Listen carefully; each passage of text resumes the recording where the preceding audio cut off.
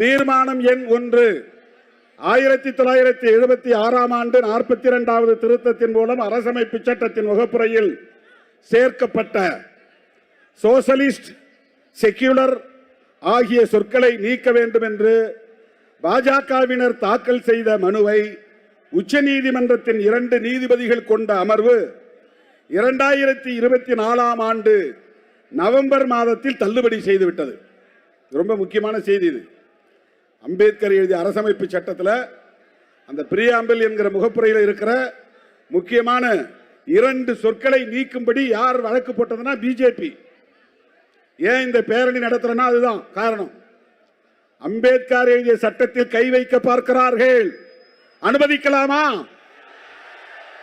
ஒருபோதும் அனுமதிக்க கூடாது. அந்த மனுவை உச்சநீதிமன்றம் தள்ளுபடி செய்துவிட்டது. ஆனாலும் அரசமைப்பு சட்டத்தின் முகப்புரையில் இருந்து செக்யூலர் என்கிற சொல்லை நீக்க வேண்டும் என்றும் இந்தியாவை மதம் சார்ந்த இந்து ராஷ்டிரம் என அறிவிக்க வேண்டும் என்றும் பாஜக உள்ளிட்ட சங்க பரிவார அமைப்புகள் தொடர்ந்து முயற்சித்து வருகின்றன. இந்தியா மதசார்பு கொண்ட நாடாக மாற்றப்பட்டால் சிறுபான்மை மதங்களை சார்ந்தவர்களின் உரிமைகள் மட்டுமல்ல, ஒட்டுமொத்த மக்களின் அடிப்படை உரிமைகள் யாவும் பறிபோய்விடும். சுதந்திரம், சமத்துவம், சகோதரத்துவம், ஜனநாயகம் போன்ற யாவும் ஒழிக்கப்பட்டுவிடும். இதான் அம்பேத்கர் எழுதின கொள்கை. அரசமைப்பு சட்டத்தில் இருக்கிறது சுதந்திரம், சமத்துவம், சகோதரத்துவம். இதுதான் ஜனநாயகம். இவை யாவும் ஒழிக்கப்பட்டுவிடும். புரட்சியாளர் அம்பேத்கர் அவர்கள் வகுத்தளித்துள்ள இன்றைய அரசமைப்பு சட்டம் தூக்கி எறியப்படும். மனுவாத ஆட்சி மீண்டும் நிறுவப்படும். இந்தியா என்பது பிறப்பின் அடிப்படையிலான உயர்வு தாழ்வு என்னும் பாகுபாடுகள் மலிந்த மதம் சார்ந்த இந்துத்துவ பாசிச நாடாக நிலைப்படுத்தப்படும். எனவே மதம் மக்களுக்கானதே தவிர அரசுக்கானதல்ல. மதம் மக்களுக்கானதே தவிர அரசுக்கானதல்ல. திரும்ப சொல்லுங்கள், மதம் மக்களுக்கானதே. மதம் மக்களுக்கானதே, அரசுக்கானதல்ல என சிறுத்தைகளின் இந்த பெருந்திரள் பேரணி மிகுந்த உறுதியோடு ஓங்கி உரத்து அறிவிக்கிறது. இந்தியாவை மதசார்பு கொண்ட நாடாக மாற்றுவதற்கு செய்யப்படும் எந்த ஒரு முயற்சியையும் தடுத்து முறியடிப்போம். புரட்சியாளர் அம்பேத்கர் வகுத்தளித்த அரசமைப்பு சட்டம் கூறுவது போல் இந்தியாவை மதசார்பற்ற நாடாகவே பாதுகாப்போம் என அனைத்து தரப்பு ஜனநாயக சக்திகளுக்கும் விடுதலை சிறுத்தைகள் கட்சி அறைகூவல் விடுக்கிறது. கைகளை தட்டி இந்த தீர்மானத்தை நிறைவேற்றுமாறு கேட்டுக் கொள்கிறேன். இனிமே நான் சொல்ல போகிற தீர்மானங்கள் எல்லாம் கூடுதல் தீர்மானம் தான். இந்த பேரணிக்கான முதல் தீர்மானம் ஒற்றை தீர்மானம், ஒரே தீர்மானம், உயிர் மூச்சான தீர்மானம், முதன்மையான தீர்மானம் இந்த தீர்மானம் தான். நாட்டில் எத்தனை மதங்களும் இருக்கட்டும், அது மக்களுக்குரியது. ஆனால் அரசாங்கம் ஒரு மதத்தை ஆதரித்து இன்னொரு மதத்தை எதிர்க்க கூடாது. இதுதான் அம்பேத்கர் சொல்லியிருக்கிற அரசமைப்பு சட்டம். மறுபடியும் நீங்க டிவைடர்ல ஏறிட்டீங்க. பின்னால இருக்கிற மக்களுக்கு மறைக்கும். தயவுசெய்து நீங்கள் இறங்கி நின்னீங்கன்னா அவங்களும் பார்ப்பாங்க. தீர்மானம் எண் 2, வக்ஃப் திருத்த சட்டத்தை திரும்ப பெற வேண்டும். அரசமைப்பு சட்டத்திற்கு எதிராகவும் இஸ்லாமியர்களுக்கான தனி சட்டத்திற்கு எதிராகவும் அனைத்து எதிர்க்கட்சிகளின் கடும் எதிர்ப்பையும் மீறி அடாவடியாக நிறைவேற்றப்பட்டுள்ள வக்ஃப் திருத்த சட்டத்தை உடனே திரும்ப பெற வேண்டும் என இந்த பேரணியின் மூலம் விடுதலை சிறுத்தைகள் கட்சி இந்திய ஒன்றிய அரசை வலியுறுத்துகிறது. வக்ஃப் திருத்த சட்டத்தை நிறைவேற்றிட்டாங்க, ஆனாலும் நாம சொல்றோம், வாபஸ் வாங்கு, திரும்ப பெறு.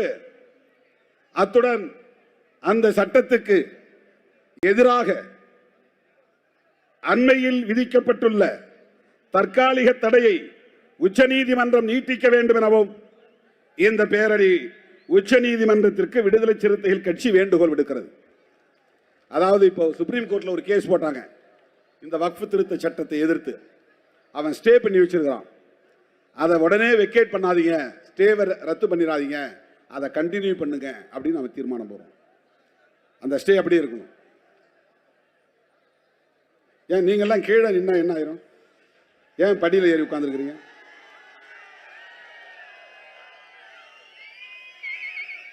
மூன்றாவது தீர்மானம், குடியுரிமை திருத்த சட்டத்தை திரும்ப பெற வேண்டும். இது கொரோனா டைம்ல கொண்டு வந்தாங்க, நிறைவேற்றிட்டாங்க.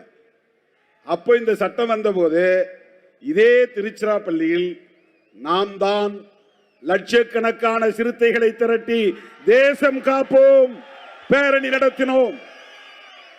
இந்தியாவிலேயே குடியுரிமை திருத்த சட்டத்திற்கு எதிராக லட்சக்கணக்கானோரை திரட்டி பேரணி நடத்திய இயக்கம் விடுதலை சிறுத்தைகள் கட்சி.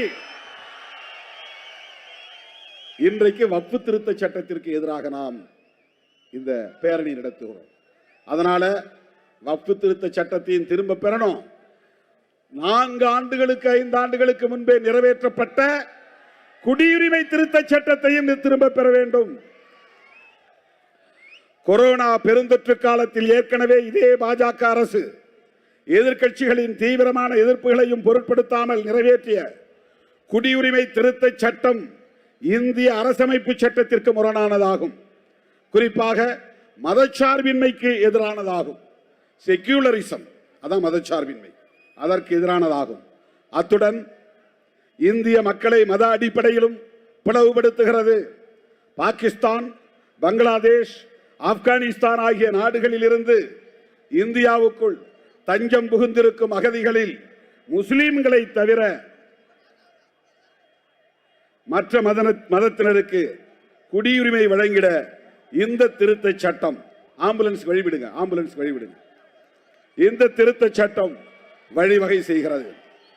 முஸ்லிம்களுக்கு எதிரான அந்த அப்பட்டமான பாகுபாட்டை ஐநா மனித உரிமை கவுன்சிலின் ஐநா பொதுச் செயலாளரும் கண்டித்துள்ளார். உலகின் பல்வேறு நாடுகள் இது மத ரீதியான வன்முறைக்கு வழிகோலும் என்று சுட்டிக்காட்டியுள்ளன. ஐநா மனித உரிமை கவுன்சிலும் ஐநா பொதுச் செயலாளரும் கண்டித்துள்ளார்கள். இந்தியா முழுவதும் ஜனநாயக சக்திகள் அதை எதிர்த்து போராட்டங்களை நடத்தின. ஆனாலும் அந்த சட்டத்தை திரும்ப பெற மோடி அரசு மறுத்து வருகிறது. இந்நிலையில் இஸ்லாமியர்களை 2ஆம் தர குடிமக்களாக்கும் குடியுரிமை திருத்த சட்டத்தை திரும்ப பெற வேண்டும் என இந்த பேரணி ஒன்றிய அரசை வலியுறுத்துகிறது. கைகளை தட்டி இந்த தீர்மானத்தை நிறைவேற்றி தருமாறு கேட்டுக்கொள்கிறேன். அடிக்கடி கைகளை தட்டினா சுறுசுறுப்பா இருக்கும். நிமிர்ந்து உட்கார்ந்து கை தட்டுங்க. தீர்மானம் எண் 4, தேசிய மக்கள் தொகை பதிவேடு, தேசிய குடிமக்கள் பேரேடு ஆகியன தயாரிப்பதை கைவிட வேண்டும். 2021 மேற்கொள்ளப்படாமல் ஒத்தி போடப்பட்ட மக்கள் தொகை கணக்கெடுப்பு நடவடிக்கை 2027 மேற்கொள்ளப்படும்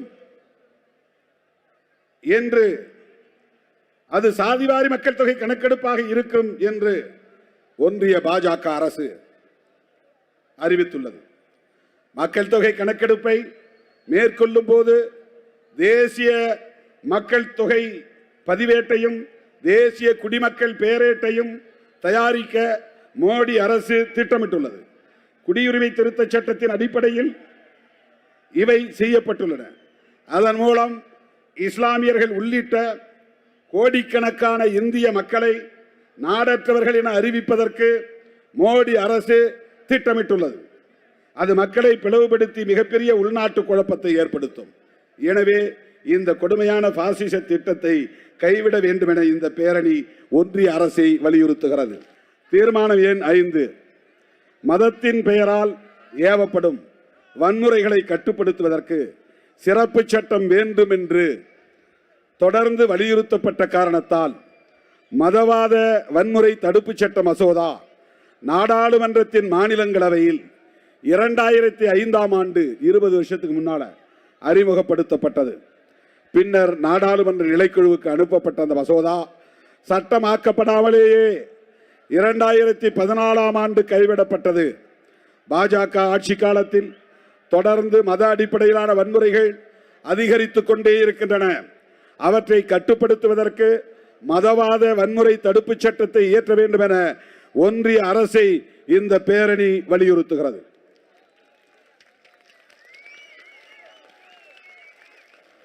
தீர்மானம் எண் 6, கும்பல் கொலைகளை பயங்கரவாத குற்றமாக அறிவித்திட வேண்டும்.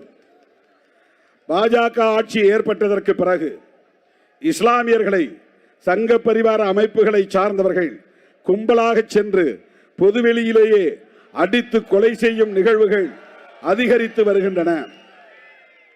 இத்தகைய கும்பல் கொலைகளில் ஈடுபடுகிறவர்களை கடுமையாக தண்டிக்காமல் விடுவதால் மீண்டும் மீண்டும் அத்தகைய வன்முறை தாக்குதல்கள் அதிகரித்து வருகின்றன.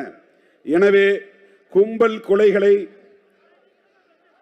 பயங்கரவாத குற்றங்களாக அறிவித்து அத்தகைய குற்ற நடவடிக்கைகளில் ஈடுபடுகிறவர்கள் மீது பயங்கரவாத தடுப்பு சட்டத்தின் கீழ் நடவடிக்கை எடுக்க வேண்டும் என இந்த பேரணி, சிறுத்தைகளின் பேரணி, வலியுறுத்துகிறது.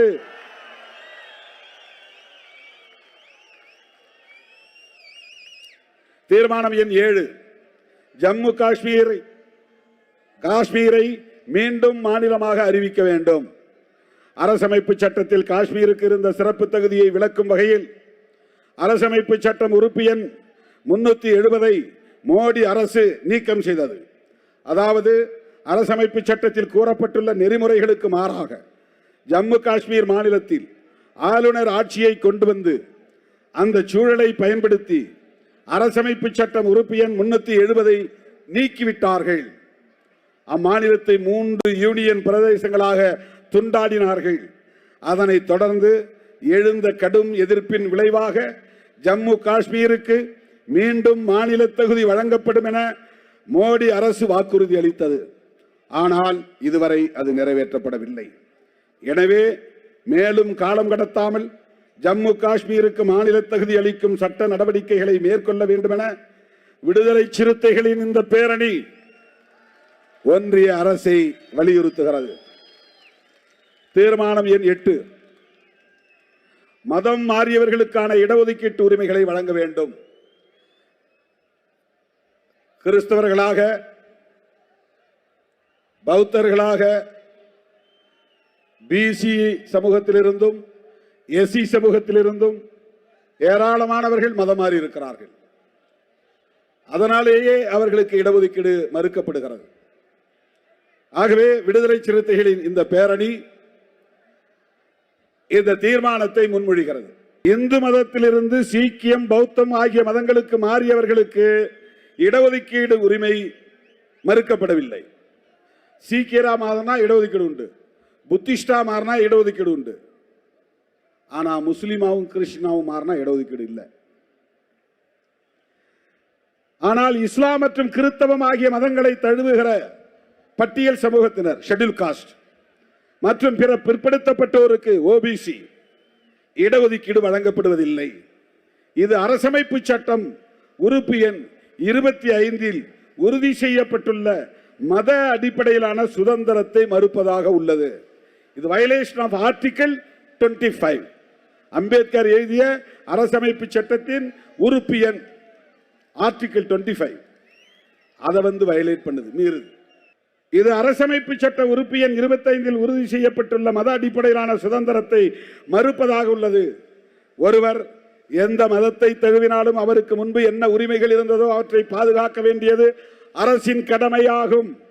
எனவே இடஒதுக்கீடு உள்ளிட்ட உரிமைகளை மதம் மாறிய பட்டியல் சாதியினர் மற்றும் பிற பிற்படுத்தப்பட்டோர் ஆகியோருக்கு மறுக்கக்கூடாது. அவர்களுக்கும் இடஒதுக்கீடு கிடைத்திட உரிய சட்டம் இயற்ற வேண்டும் என இந்த பேரணி இந்திய ஒன்றிய அரசை வலியுறுத்துகிறது. கிறிஸ்தவத்தை தழுவிய பிற்படுத்தப்பட்டோரையும் பட்டியல் சமூகத்தினரையும், அதாவது தலித் கிறிஸ்டியன்ஸ் பட்டியல் சமூகத்தினரையும்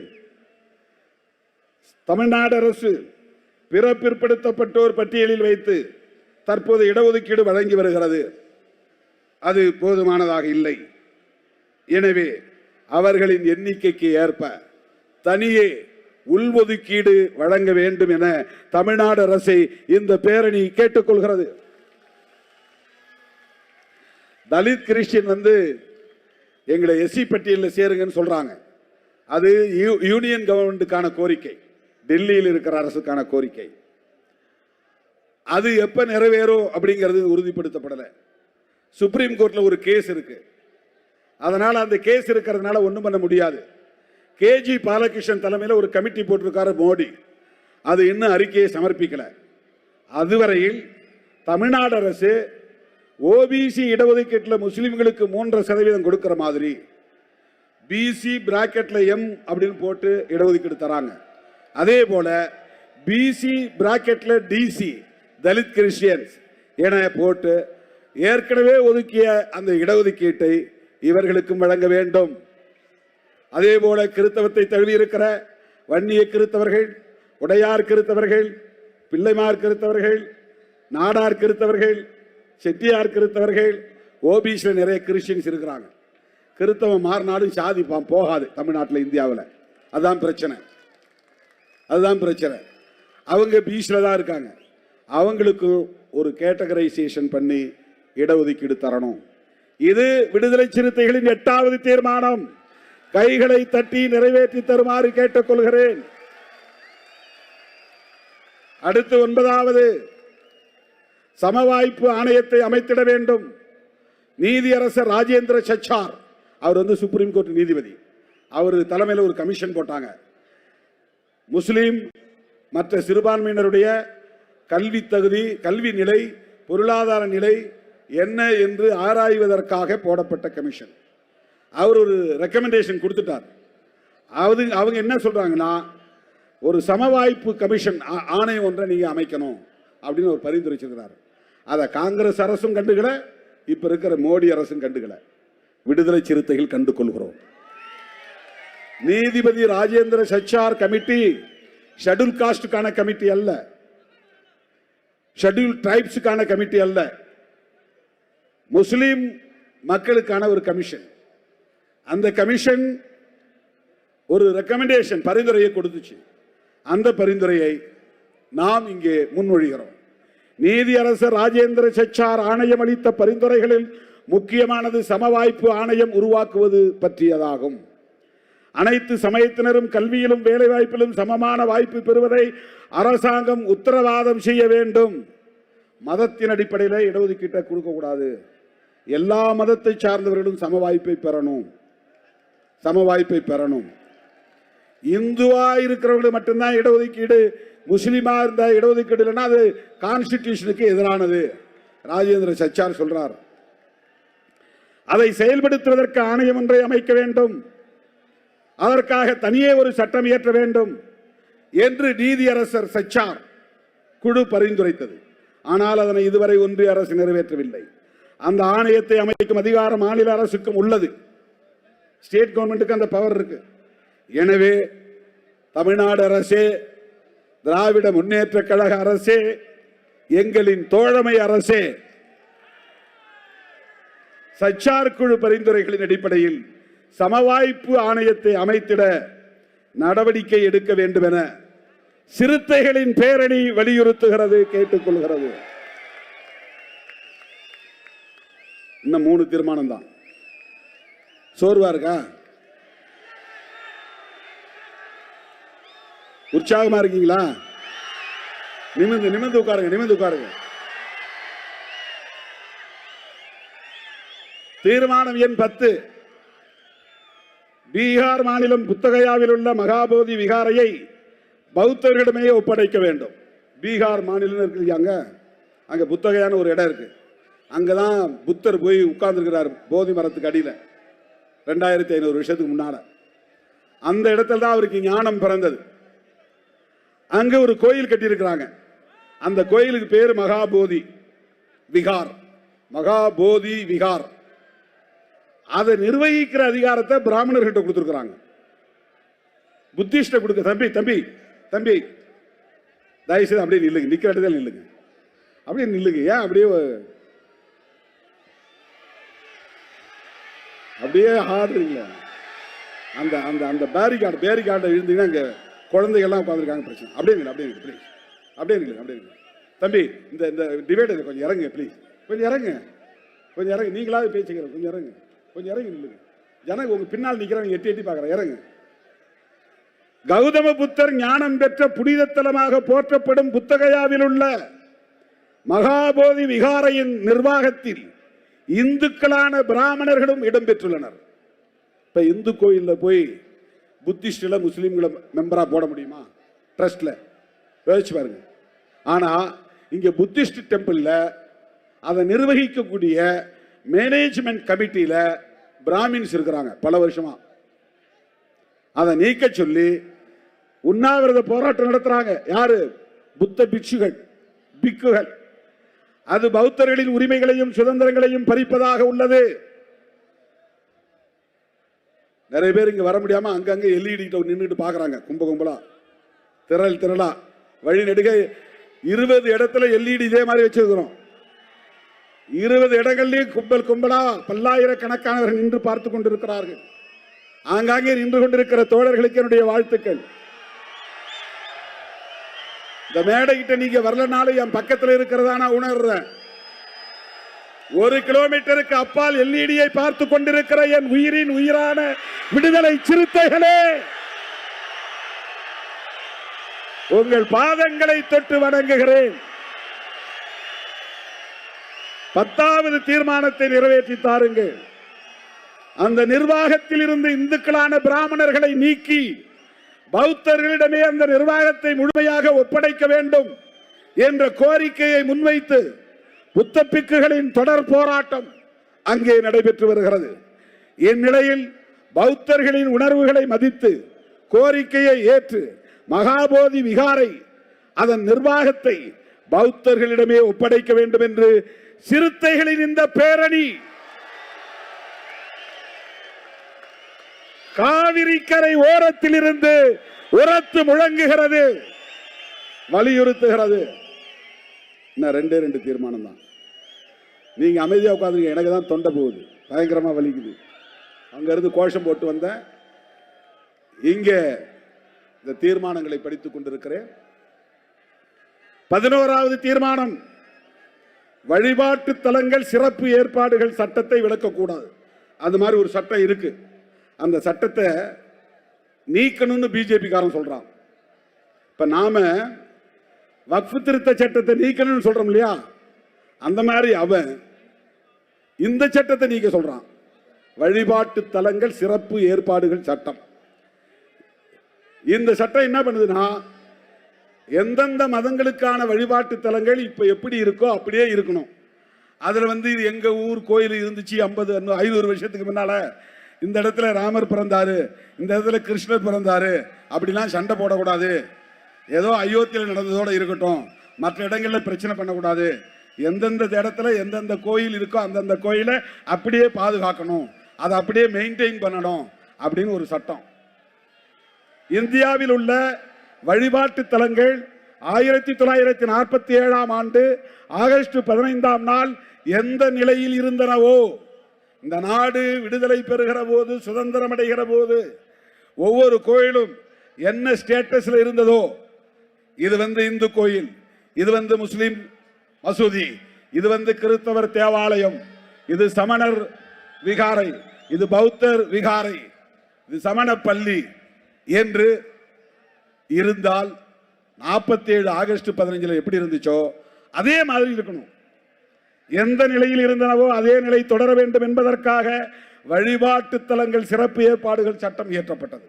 ஆனால் இந்த சட்டத்தின் நிபந்தனைகளுக்கு முரணாக பாபர் மசூதி வழக்கில் உச்சநீதிமன்றம் தீர்ப்பளித்தது.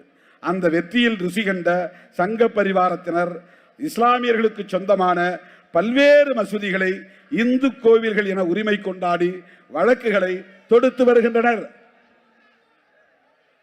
குறிப்பாக வழிபாட்டு தலங்கள் சிறப்பு ஏற்பாடுகள் சட்டத்தை ரத்து செய்ய வேண்டும் என்று உச்ச நீதிமன்றத்தில் வழக்கம் தொடுத்துள்ளனர்.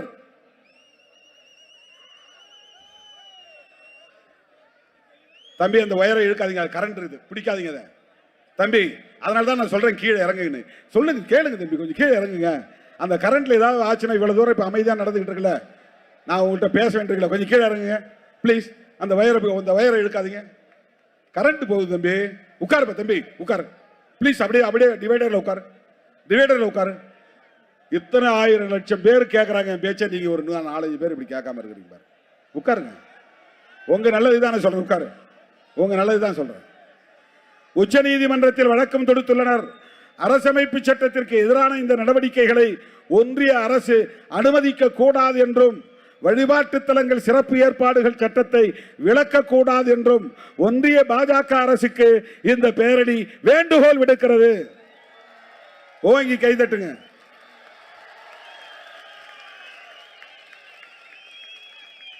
இப்போ உங்களுக்கு ஒரு மகிழ்ச்சியான செய்தி. கடைசி தீர்மானம் படிக்க போறேன். ரொம்ப நேரம் தீர்மானமே படிச்சுட்டு இருக்குது, போர் அடிக்குதா? கடைசி தீர்மானம் 12வது தீர்மானம்.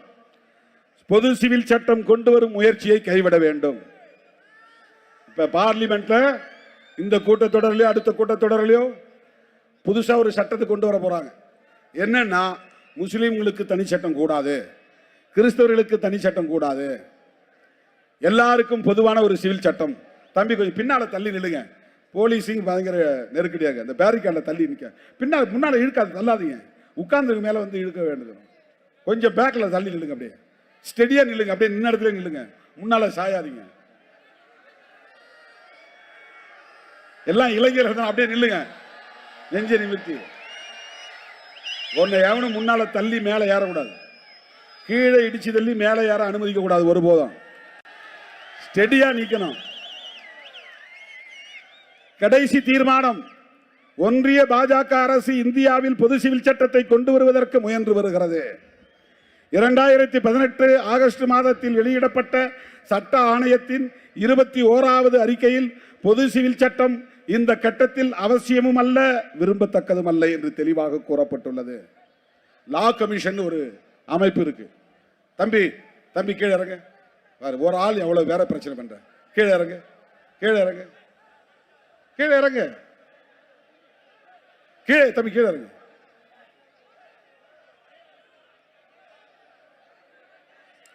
லா கமிஷன் 21வது அறிக்கையில என்ன சொல்லி இருக்குன்னா, பொது சிவில் சட்டம் இந்த கட்டத்தில் அவசியமும் அல்ல, விரும்பத்தக்கதும் அல்ல என்று தெளிவாக கூறப்பட்டுள்ளது. அதையும் மீறி சிவில் சட்டம் என்னும் RSS திட்டத்தை செயல்படுத்த மோடி அரசு முனைப்பாக உள்ளது. இது தேசத்தின் நலன்களுக்கு எதிரானது. எனவே மதத்தின் பெயரால் மக்களை பிளவுபடுத்துகிற பொது சிவில் சட்டத்தை கொண்டு வரக்கூடாது என இந்த பேரணி ஒன்றிய அரசை வலியுறுத்துகிறது. அப்படியே எல்லாரும் எழுச்சி நில்லுங்க. எல்லோரும் எழுந்திருந்து இந்த 12 தீர்மானங்களையும் கைகளை தட்டி வரவேற்று நிறைவேற்றி தருமாறு கேட்டுக்கொள்கிறேன். ஓங்கி கைகளை தட்ட வேண்டும்.